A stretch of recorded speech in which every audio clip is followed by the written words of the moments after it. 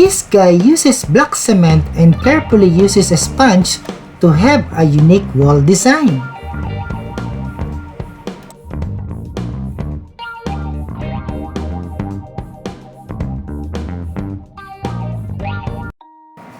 This guy uses a paint roller applied with thick silky cement for a unique wall design. Rage on that beat, going crazy.